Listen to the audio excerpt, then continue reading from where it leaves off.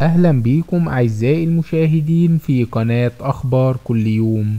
هنقدم ليكم أسعار اليورو في البنوك المصرية النهاردة السبت 19 ديسمبر 2020، وإليكم الأسعار. البنك المركزي المصري 19 جنيه و14 قرش للشراء و19 جنيه و30 قرش للبيع. المصرف العربي الدولي 19 جنيه و13 قرش للشراء و19 جنيه و28 قرش للبيع. بنك التعمير والإسكان وبنك مصر إيران للتنمية 19 جنيه و10 قروش للشراء و19 جنيه و28 قرش للبيع.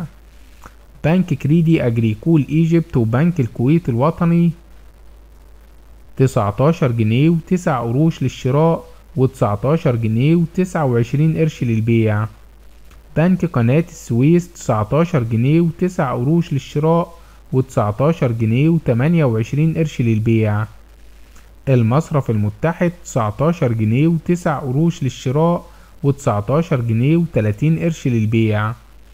البنك التجاري الدولي 19 جنيه و9 قروش للشراء و19 جنيه و29 قرش للبيع.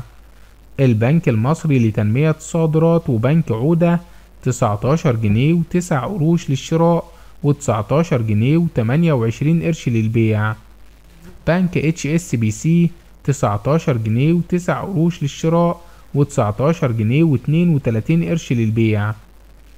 البنك المصري الخليجي 19 جنيه و8 قروش للشراء و19 جنيه و32 قرش للبيع. البنك العربي الإفريقي الدولي 19 جنيه و8 قروش للشراء و19 جنيه و28 قرش للبيع. البنك الأهلي المصري 19 جنيه و6 قروش للشراء و19 جنيه و28 قرش للبيع. بنك الأسكندرية وبنك مصر 19 جنيه و6 قروش للشراء و19 جنيه و29 قرش للبيع. مصرف أبو ظبي الإسلامي 19 جنيه و4 قروش للشراء و19 جنيه و19 قرش للبيع.